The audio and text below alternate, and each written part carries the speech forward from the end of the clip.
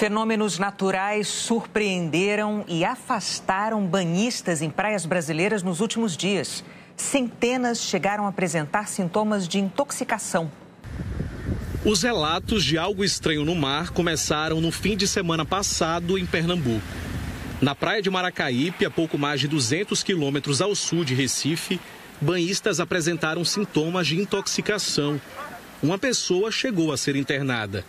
Pouco mais ao sul, em Tamandaré, o hospital local recebeu 278 casos de pessoas relatando dor de cabeça, mal-estar, dor e irritação em diversas partes do corpo. De acordo com os médicos, sinais de intoxicação. Técnicos da Agência Estadual do Meio Ambiente recolheram ontem e hoje amostras em diversos pontos do litoral sul, mas os casos já tinham diminuído.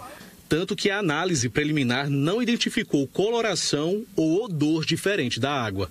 Acredito assim que realmente pode ser uma floração, né, de o que popularmente se conhece como maré vermelha, de alguma microalga, que a gente não conseguiu ainda determinar qual. Essa massa que fica na água, ela fica à mercê das correntes, da direção dos ventos. Então, sim, é provável que esse material ele vá se espalhando, né? Há 2 dias, a cerca de 150 quilômetros ao sul, um vídeo gravado de um mirante no litoral norte de Alagoas também mostrou a água avermelhada. Nesse dia, a Eliane entrou no mar e logo começou a perceber alguns sintomas. Eu comecei a espirrar e tinha gente já tossindo, espirrando. Eu fiquei quase a noite inteira sentada pela falta de ar. O seu Antônio teve sintomas parecidos. Tive estado febril muito alto e dificuldade de respirar também, muita dor no corpo. A Secretaria Municipal de Saúde informou que em menos de 24 horas, quase 300 pessoas procuraram atendimento médico nessa unidade de saúde. Todas elas relataram que tomaram banho na praia conhecida como Carro Quebrado, que fica aqui na Barra de Santo Antônio. A praia chegou a ficar interditada por 2 dias. O ICMBio e o Instituto do Meio Ambiente de Alagoas recolheram material para confirmar se algas de cor avermelhada foram as responsáveis pelos problemas de saúde. O oceanógrafo Gabriel Lequimpignon explicou que o fenômeno se chama maré vermelha, quando há um aumento da quantidade de microalgas dessa cor ou em tons alaranjados. E que muitas dessas algas acabam soltando substâncias muito tóxicas. Segundo o Gabriel, o fenômeno de proliferação das algas vermelhas ocorre por causa de fatores climáticos. Depende muito de variações climáticas, nutricionais, não é? Presença de nutrientes, determinados tipos de nutrientes, para que elas possam multiplicar e chegar a produzir um fenômeno dessa natureza. Porque algumas delas, né, não são todas, tem vários tipos de toxina, algumas delas podem passar para o ar através do spray das ondas e você respirar isso. A 2.000 quilômetros dali, um outro fenômeno surpreendeu os turistas e moradores de Cabo Frio. O mar de cor escura e com mau cheiro afastou os banhistas de um trecho da Praia do Forte. Um fenômeno também provocado pela grande quantidade de algas. Esse fenômeno ele acontece por conta de características climáticas e oceanográficas locais, ou seja, a gente tem a ressurgência, que é uma entrada de uma água cheia de nutrientes. As algas vão aproveitar esses nutrientes para poder se reproduzir e elas necessitam também do sol e água quente. Tudo isso são fatores que vão proporcionar essa grande reprodução das algas, e essas algas indo para a praia, elas morrem. Como as algas, mesmo mortas, servem de alimento para outras espécies, a prefeitura não pode recolher o material. Vai ser preciso ter paciência. Vim agora caminhando pensando, poxa, a natureza vai demorar a limpar, né? Que nem a prefeitura pode fazer nada, né? Porque é uma transgressão a gente também querer, né, fazer essa limpeza aí. Mas então o jeito é a gente aguardar, né? E o tempo, como é que fica amanhã? A Eliana vai contar pra gente. Oi, Eliana, boa noite. Oi, Renata, boa noite para você, para o Bonner e boa noite para você. O ano começou bom para a energia solar, segundo o Operador Nacional do Sistema Elétrico, que divulgou os dados da última terça-feira, 30 de janeiro. Naquele dia, a geração solar atingiu quase 28 mil megawatts às 11h40 da manhã, quantidade equivalente a 30% da demanda do país naquele minuto. Amanhã o sol aparece em praticamente todas as regiões, mas o tempo fica firme o dia todo só nas áreas em amarelo. Metade sul do Rio Grande do Sul, parte do litoral de Santa Catarina, oeste do Paraná, de Mato Grosso do Sul, na faixa de Sergipe, parte da Bahia e sul do Piauí, também no noroeste do Pará e em Roraima. Boa Vista deve ser a capital mais quente, com 38 graus, seguida de Porto Alegre com 35. Em Florianópolis e Aracaju, 31, as duas também ficam ensolaradas. Já os temporais são mais prováveis no sul, leste e norte de São Paulo, incluindo a região metropolitana e o litoral paulista. Previsão de chuva forte também do sul de Minas Gerais ao Triângulo Mineiro e do Maranhão e Pará ao norte de Mato Grosso e até o sul do Amazonas e o Acre. Rio Branco, Porto Velho, Belém e São Luís têm possibilidade de chuva a qualquer hora. As temperaturas variam de 29 a 32 graus. Em São Paulo, máxima de 29 também, com sensação de mais quente, de 32 graus. Pancadas de chuva à tarde e à noite, com risco de alagamento e queda de árvore. Em Campo Grande, é menor a probabilidade de fortes pancadas de chuva e o calor chama a atenção. Os 34 graus previstos estão bem acima da média do mês. A região está próxima de uma grande massa de ar quente, que está mais intensa no Paraguai e na Argentina. Os efeitos dela também devem ser sentidos em cidades gaúchas. Calorão ainda no Rio de Janeiro. Os termômetros sobem até os 33 graus, só que vai dar impressão de 37. Em Copacabana, mar calmo, com vento e índice ultravioleta muito alto. Capriche no filtro solar. E não se esqueça do repelente, principalmente onde esse mapa está vermelho. Essas são as regiões onde a proliferação do mosquito da dengue tende a ser mais fácil por causa do calor e da chuva. Um bom fim de semana. Renata e Bonner. Obrigado, Eliana. Valem as recomendações da Eliana para todo mundo. Agora, sabe que o planeta Terra está mais quente do que era. Todo mundo comenta isso, não é novidade para ninguém. Mas esse aquecimento tem efeitos colaterais e um deles é exatamente que uma doença tropical como a dengue passou a afetar populações que vivem bem acima da linha do Equador. Este é um velho conhecido de quem vive em países tropicais. O Aedes aegypti transmite dengue, zika e chikungunya. Agora, um primo dele, o Aedes albopictus, que espalha as mesmas doenças, também virou motivo de preocupação em regiões de clima mais ameno. No ano passado, países como França, Itália e Espanha registraram 128 casos de dengue desse tipo. Há 10 anos, foram apenas 4, e só na França. São números pequenos se comparados aos do Brasil, que nas primeiras 4 semanas do ano já registrou mais de 243 mil casos, o triplo do ano passado no mesmo período. O aumento de casos na Europa, nos Estados Unidos e até nos países de clima mais frio do hemisfério sul intriga os cientistas. Como um mosquito que gosta de calor se adaptou tão bem em países de clima frio? O virologista William Marciel de Souza, professor da Universidade de Kentucky, nos Estados Unidos, diz que pode ter relação com o aquecimento global. Regiões temperadas têm se tornado, tanto os verões quanto os invernos, um pouco mais quente. Devido a essas mudanças climáticas, é muito possível que os mosquitos sobrevivam melhor e faça com que tenha transmissões autóctones, como ocorre hoje, tanto na França quanto Espanha e Itália, bem como aqui no sul das Américas, como no Uruguai e na Argentina. A situação também é crítica no Paraguai. Na capital, Assunção, os hospitais estão lotados. A epidemia de dengue está aumentando e nesta área ficarão os pacientes que precisarem de internação, diz o médico paraguaio.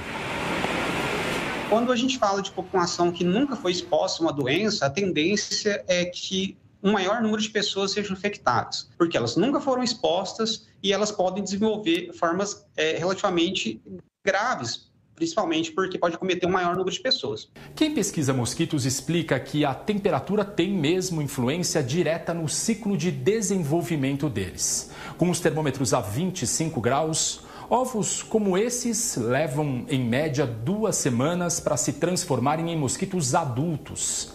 Testes feitos em laboratório indicam que esse tempo cai pela metade quando os termômetros sobem para 28 graus, o que aumenta e muito a quantidade de mosquitos em circulação e as picadas. A bióloga Tamara Lima Câmara explica que aqui no Brasil a situação tem sido agravada pelo forte calor e as chuvas de verão que formam poças d'água.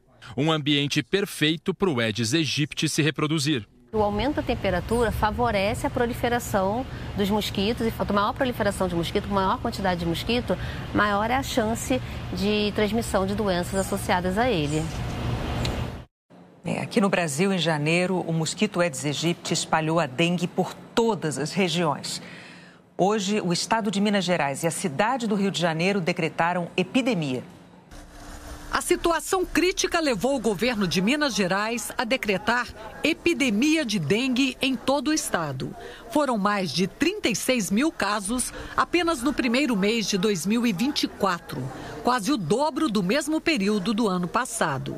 Os dados divulgados hoje também levaram a Prefeitura do Rio a decretar epidemia da doença. Foram mais de 10 mil casos registrados só em janeiro na cidade do Rio, quase metade dos registros de todo o ano passado. E foi também o maior número de internações por causa da doença em 50 anos. Segundo o Ministério da Saúde, além do Rio e Minas, o cenário também é alarmante no Acre, no Paraná e no Distrito Federal. Os dados nacionais mostram que já foram 262.247 casos nas primeiras 4 semanas do ano, 301% a mais do que no mesmo período de 2023. Depois de quase 4 décadas de surtos sucessivos de dengue e um aumento preocupante dos casos, as dúvidas em relação aos sintomas e ao tratamento da doença crescem na mesma proporção. Ela pode ser confundida com gripe, com Covid ou outras viroses. Os pesquisadores aqui da Fiocruz alertam para a importância do diagnóstico preciso e precoce. Os principais sintomas da dengue são febre, geralmente febre alta, acima de 39 graus, dores no corpo, dor de cabeça e dor atrás dos olhos, podendo ou não surgir manchas no corpo. E existem sinais de alarme que indicam que a dengue pode estar se complicando. Sangramento, vômitos intensos que a pessoa não consegue se hidratar ou se alimentar adequadamente, dor abdominal, dor na barriga, tontura, desmaios. E como saber se é mesmo dengue? No momento em que a pessoa tem os sintomas, e tem essa suspeita de dengue ou essa possibilidade de dengue, ela deve procurar um serviço de saúde para ser avaliada. Outra dúvida comum é saber em que momento procurar ajuda médica. Quanto antes for procurada ajuda e for feita a avaliação adequada e as condutas adequadas forem implementadas, se evita que a dengue evolua para essas complicações que podem eventualmente acarretar inclusive óbitos. Mas é bom lembrar que existem formas de evitar todas essas complicações, combatendo os criadouros de mosquito Aedes aegypti. Trabalho coletivo ou individual. Na casa da Maria Cecília, todo cuidado com a água parada é por medo da dengue. Ela acabou de se recuperar da doença pela 3ª vez. Eu sempre tive cuidado, de não deixar água parada. Tem uma planta que fica, um bambuzinho que fica na água, mas eu coloco um pouco de água sanitária e troco a água com frequência. Mas ainda assim não foi suficiente para evitar que eu pegasse. Isso mostra que o empenho deve ser de todos, porque ninguém vence sozinho um inimigo que não para de crescer. Nós precisamos fazer esse trabalho, cada um de nós, cada cidadã, cada cidadão. A hora de prevenir é agora. Vamos cuidar de quem está sendo afetado pela dengue, mas vamos prevenir numa ação conjunta de todo o país. A seguir, por que o Mercosul tem motivado protestos de agricultores franceses? O INSS convoca milhões de aposentados e pensionistas que não aparecem em bases de dados do governo. Os Estados Unidos atacaram no Iraque e na Síria mais de 80 alvos de milícias apoiadas pelo governo do Irã. No domingo, um desses grupos matou 3 soldados americanos na Jordânia num bombardeio com drone. O presidente Joe Biden disse hoje que foi o começo da retaliação americana e que ela vai continuar quando e onde Washington decidir.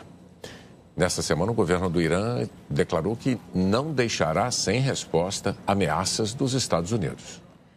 Depois de 3 dias de debates, a Câmara dos Deputados da Argentina aprovou hoje o texto base do pacote de reformas do presidente Javier Milei.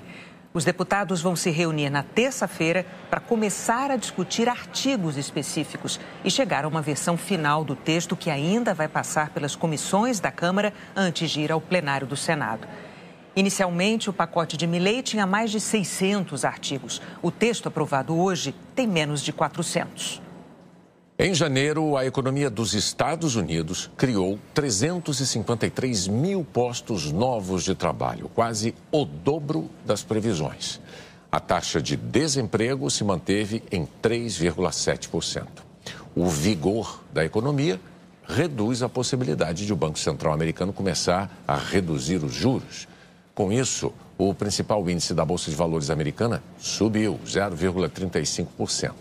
Já no Brasil, o Ibovespa caiu 1,01% e a cotação do dólar comercial subiu para R$ 4,96.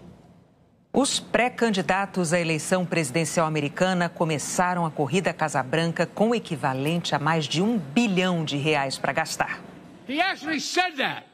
O dinheiro muda tudo e pode definir o resultado de uma eleição. Por isso, vamos ver quanto cada candidato tem na caixinha.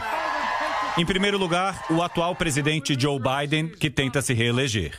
São 140 milhões de dólares para ampliar sua mensagem, provar que a idade não é um problema e falar mal do adversário. Mas quem é o adversário? Pelo Partido Republicano, 2 ainda disputam uma vaga para concorrer com Joe Biden. E é aí que o assunto complica. A ex-embaixadora dos Estados Unidos na ONU, Nikki Haley, está muito atrás na disputa e tem muito menos dinheiro. E a maior parte vem de gente que não quer ver Donald Trump na Casa Branca de jeito nenhum. Até mesmo de gente que já disse que votaria em Joe Biden. Mas os 17 milhões de dólares de Haley dão fôlego para incomodar por algum tempo seu adversário, o ex-presidente Donald Trump. Trump tem 70 milhões de dólares, muito mais do que Haley, mas é apenas a metade de Biden. Só que Donald Trump tem também muito mais gastos. Ano passado, gastou mais do que arrecadou. Em primeiro lugar, porque antes de vencer Joe Biden, ele precisa ainda gastar dinheiro para falar mal de Nikki Haley, sua adversária nas primárias. Mas, principalmente, porque ele precisa se defender na justiça. Em 2023, gastou 55 milhões de dólares pagando advogados e advogados para amigos envolvidos nos processos. Além disso, foi condenado a pagar 84 milhões de dólares por difamar uma escritora. Ele ainda recorre. E agora, em 2024, durante a campanha presidencial, vai ter que responder a 91 acusações em 4 processos criminais. A pergunta é: Trump pode usar dinheiro de campanha para pagar sua defesa judicial? De acordo com o professor de leis eleitorais da Universidade Columbia, Richard Briffault, depende. Se as acusações forem relacionadas a ele como candidato, sim. Exemplos seriam acusações relacionadas à atuação política de Trump, como a interferência nas eleições no estado da Geórgia ou os documentos secretos do governo que tinha guardado no banheiro da sua casa na Flórida. Agora, acusações pessoais, como a da difamação da escritora, a campanha não pode. Analisar as contas dessa campanha que vai ser bilionária é assunto para o futuro. Agora, Donald Trump vai ter que gastar para se defender dinheiro que poderia ser usado para fazer ecoar sua voz e falar mal de Joe Biden. Por outro lado, ele vai ter de graça horas e horas de sua imagem na TV, sentado no banco dos réus. Num clássico, fale bem, fale mal, mas fale de mim. Pelo menos 6 países europeus voltaram a registrar hoje atos de protestos de agricultores que exigem mais apoio dos governos ao setor. O epicentro desses protestos é a França, onde a pressão sobre o presidente Emmanuel Macron tem crescido dia após dia, em especial por causa do acordo comercial entre a União Europeia e o Mercosul. A fronteira da Bélgica com a Holanda bloqueada. Atos na Irlanda, Grécia e Malta. Na França, as vias, assim como o diálogo, só abriram depois que o presidente Emmanuel Macron cedeu às pressões dos agricultores e, mais de uma vez essa semana, deu as tratativas de acordo entre União Europeia e Mercosul como encerradas. O que vemos são atores de uma disputa comercial. De um lado, os países do Mercosul, com um gigante do agronegócio como protagonista, o Brasil. Do outro, os agricultores contrários ao acordo do bloco com a União Europeia, com o grupo de ambientalistas como aliados, numa cena, se não inédita, ao menos rara. Pedro Brites, professor de Relações Internacionais da FGV, explica como pressões internas uniram grupos que muitas vezes estão em lados opostos. Você tem as pressões domésticas, de cada um desses países, e a França já deu uns sinais de que não vai abrir mão desse apoio popular interno. Além do que, como essa questão ambiental também ficou vinculada às discussões do acordo, os ambientalistas também estão do lado dos produtores agrícolas, o que geralmente não é uma aliança muito comum, mas nesse caso especificamente há uma oposição muito forte ao acordo.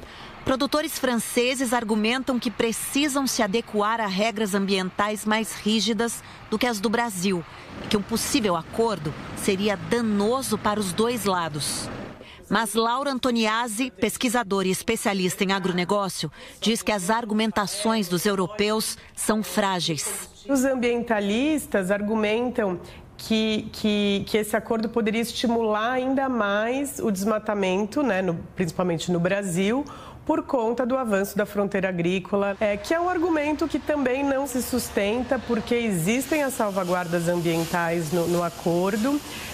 O Brasil tem área suficiente para expandir sua produção sem desmatamento. A França é o maior produtor agrícola da União Europeia. E agricultores europeus são historicamente acostumados a receber apoio por meio de subsídios. Dinheiro do governo para ajudar a sustentar a produção. Dados da Organização para a Cooperação e Desenvolvimento, a OCDE, mostram que a ajuda que os produtores da União Europeia recebem do governo equivale a 15% das receitas do setor. No Brasil, é 3,5%. Nos protestos em frente ao Parlamento Europeu, produtores rurais reclamam dos recentes aumentos de custos, dos combustíveis, por exemplo, e se colocam contra algumas regras de proteção ambiental que encarecem a terra. Uma pressão sobre os líderes da União Europeia para reduzir taxas do setor e não abrir os portos para o mercado externo. Segundo eles, uma concorrência desleal. A Associação Brasileira de Proteína Animal calcula que produzir um frango na França custa praticamente 2 vezes mais do que no Brasil. Na produção de suínos, uma comparação internacional mostrou que o Brasil tem o menor custo de produção de todos os 15 países pesquisados. Mas a pesquisadora Laura Antoniazzi lembra que as mudanças, em caso de assinatura de um acordo, não seriam drásticas.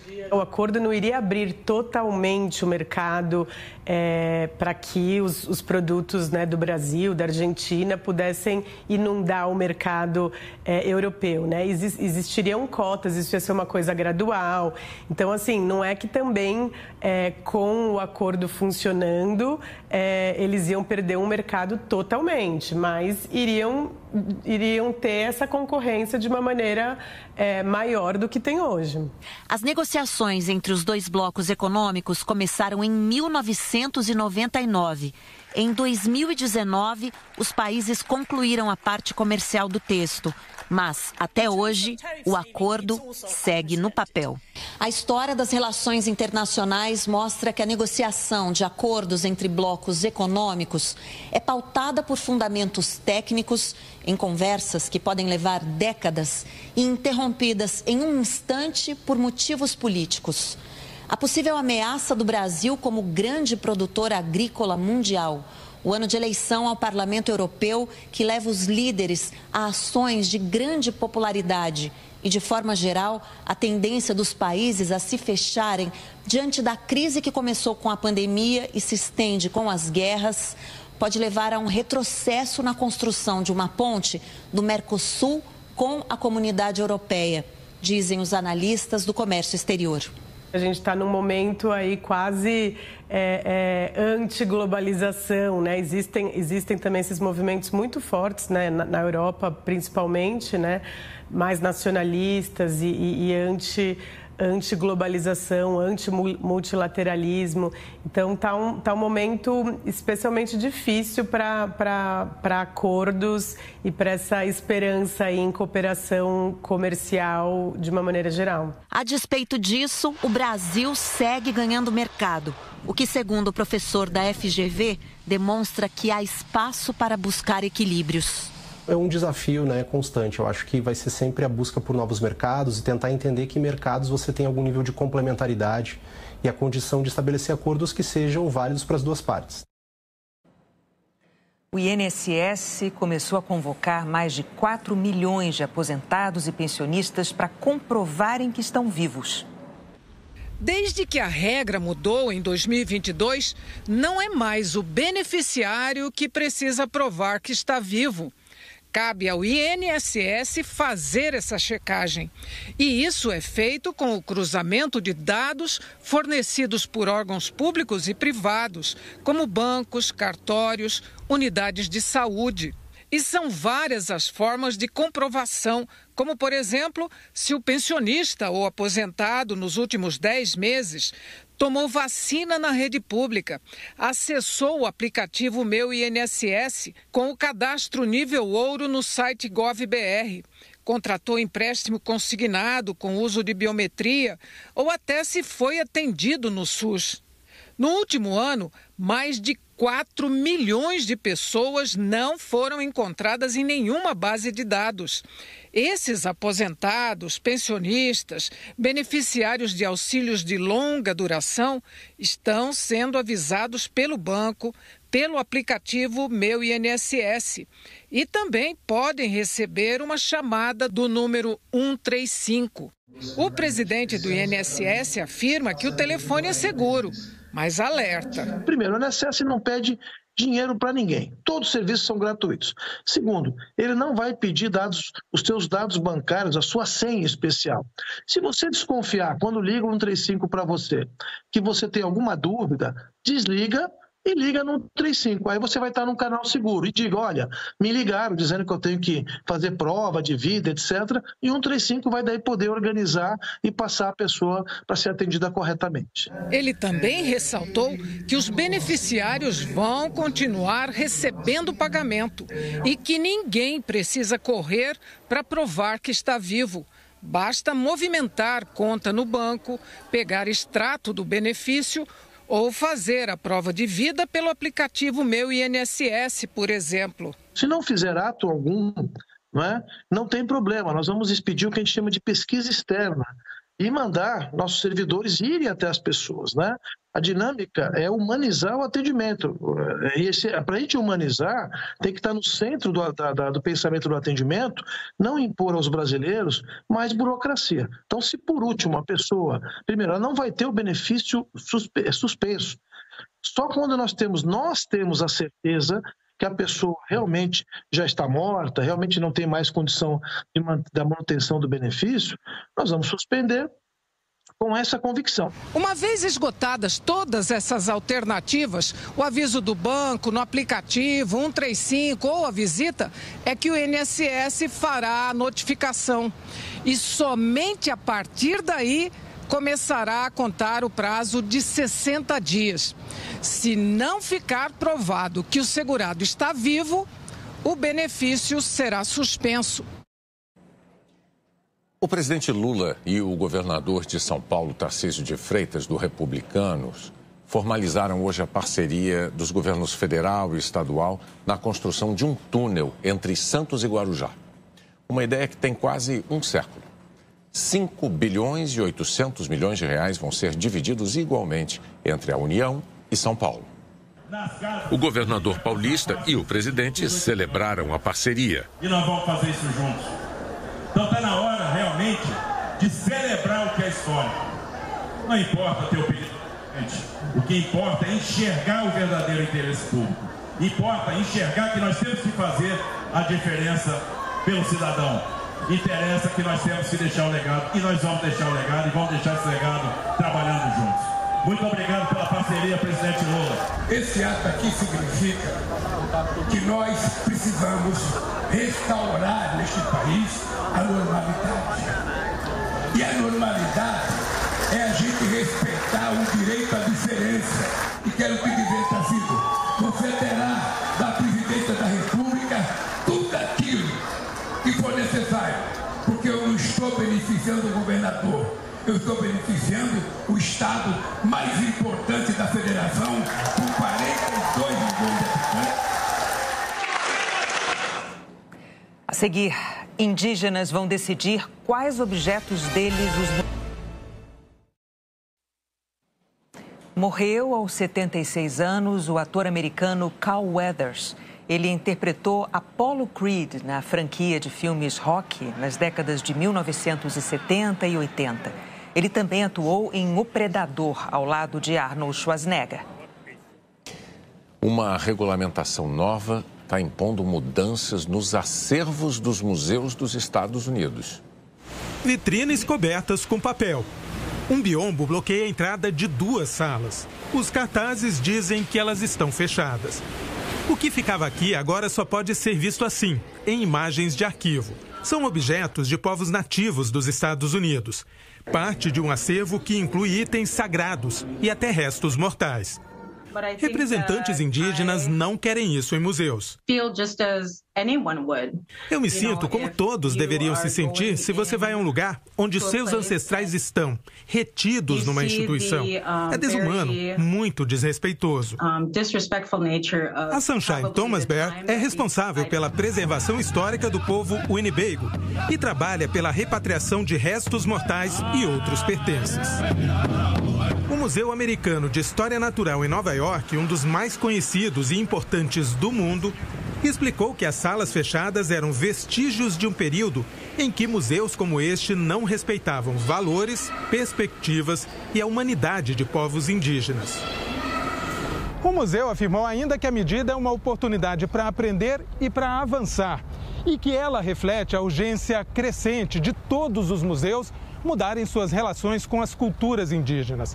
A retirada dos objetos foi determinada por uma lei federal.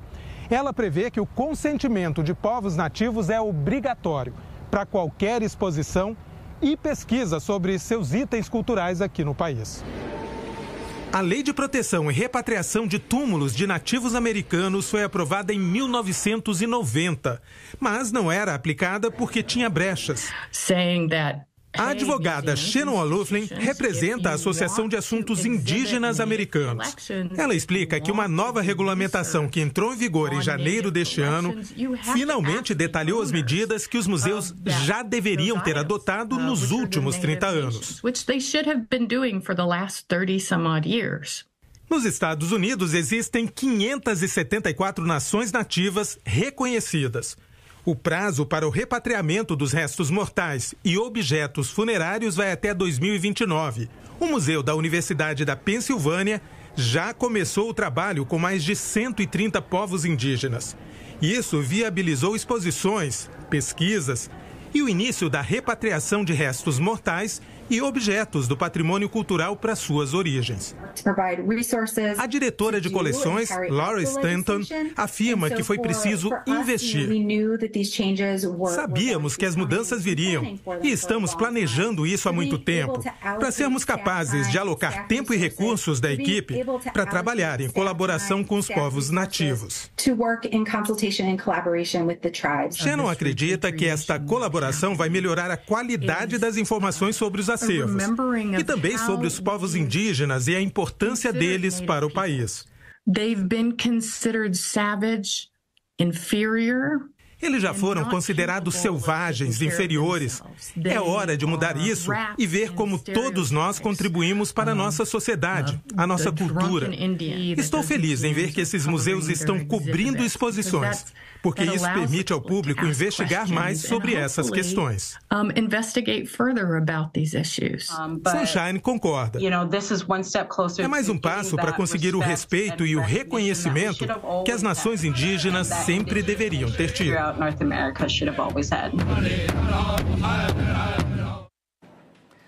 2 de fevereiro é dia de Iemanjá. Em Salvador, turistas e seguidores do Candomblé e da Umbanda lotaram a praia do Rio Vermelho. No fim da tarde, pescadores e entidades religiosas lançaram embarcações com flores e presentes à Rainha do Mar. Em Porto Alegre, as homenagens foram para Nossa Senhora dos Navegantes. Milhares de devotos acompanharam a imagem da santa pelo centro histórico. Foram quase 2 horas de caminhada até o Santuário de Navegantes. No Lago Guaíba, outra procissão reuniu dezenas de barcos. Neste domingo, Palmeiras e São Paulo vão se enfrentar na Supercopa do Brasil, o encontro dos campeões do Brasileirão e da Copa do Brasil. Abel Ferreira está a uma conquista de se tornar o técnico mais vencedor da história do Palmeiras, ao lado de Oswaldo Brandão, com 10 taças. Não por acaso, os palmeirenses comemoraram muito quando, há 2 semanas, o treinador de 45 anos renovou o contrato por mais 2 temporadas. Não gosto quando vocês catalogam a equipa do Abel. Não é a equipa do Abel, a equipa do Palmeiras, a equipa dos jogadores do Palmeiras. O título mais recente, o Brasileirão do ano passado, foi comemorado exatamente aqui no Mineirão, local do jogo desse domingo. Abel Ferreira vai estar nesse banco de reservas. E do outro lado, um jovem técnico que já conseguiu dar trabalho para a equipe do Abel. Thiago Carpini, de 39 anos, assumiu São Paulo no início deste ano. Quando comandava Água Santa, Inter de Limeira e Santo André, times bem mais fracos que o Palmeiras, enfrentou o técnico português 5 vezes. Perdeu 3, mas conseguiu 2 vitórias. 5 confrontos sempre muito parelhos. Talvez a disparidade era com quem eu estava, com todo respeito, para o Palmeiras. Hoje nós estamos numa mesma prateleira e tem tudo para ser um grande jogo, muito mais justo, talvez, né? A Supercopa é a primeira taça do ano, que coloca frente a frente o atual campeão brasileiro, o Palmeiras, contra o atual campeão da Copa do Brasil, o São Paulo. O Abel, os números deles falam por si só. É um cara que eu admiro, respeito muito o trabalho dele, de toda a sua equipe técnica. Ele conhece mais aquilo que eu faço do que eu a ele. Acho que é um jovem treinador com muita capacidade. Abel está no Palmeiras há pouco mais de 3 anos. Carpini não completou nem 1 mês de São Paulo, mas os dois sabem muito bem a importância de começar o ano levantando um troféu.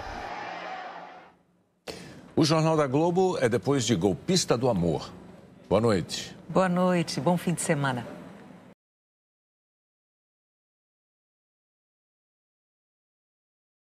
Fala rapaziada, beleza? Aqui quem fala é o Diego do canal Diego Esportes e tô chegando pra te avisar que hoje tem Wolverhampton e Manchester United pela 22ª rodada do campeonato inglês.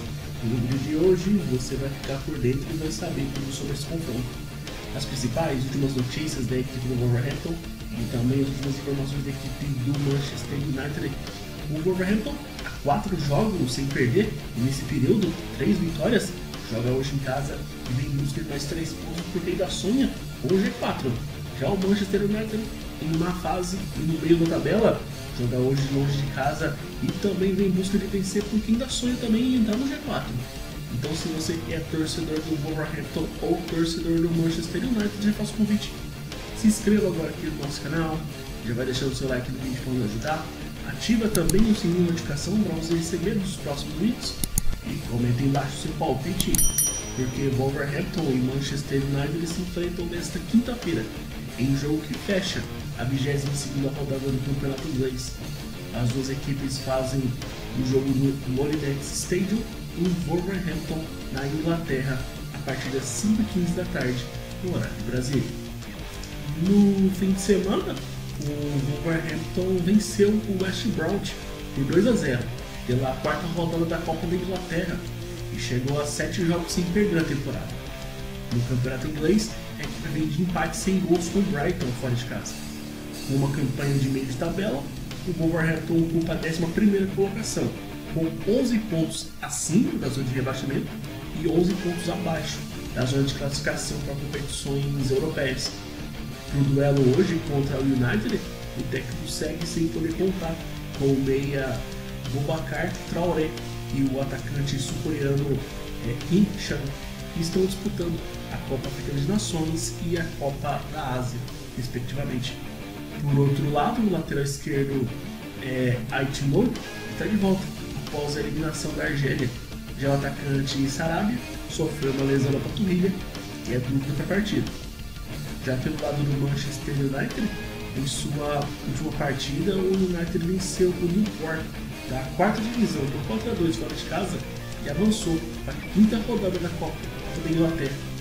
Já no campeonato inglês, a equipe tem apenas uma vitória nos últimos 6 jogos e na rodada passada ficou no empate em 2-2 no Old Trafford.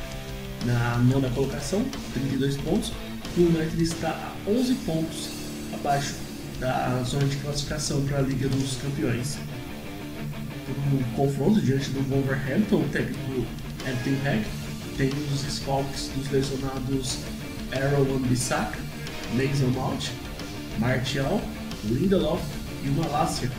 Já o atacante Rashford foi suspenso pelo clube após ser flagrado numa festa e faltar ao treino no dia seguinte. O volante Arambat está de volta após a eliminação do Marrocos na Copa Africana.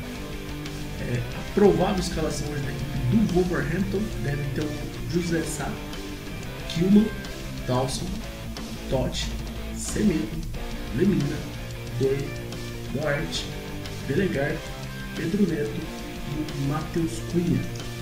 Já a provável escalação da equipe do Manchester United deve ser o Onana, Dalot, Varane, Martins, Luke Shaw, Mainu, Casemiro, Antony, Bruno Fernandes, Garnacho e Holland.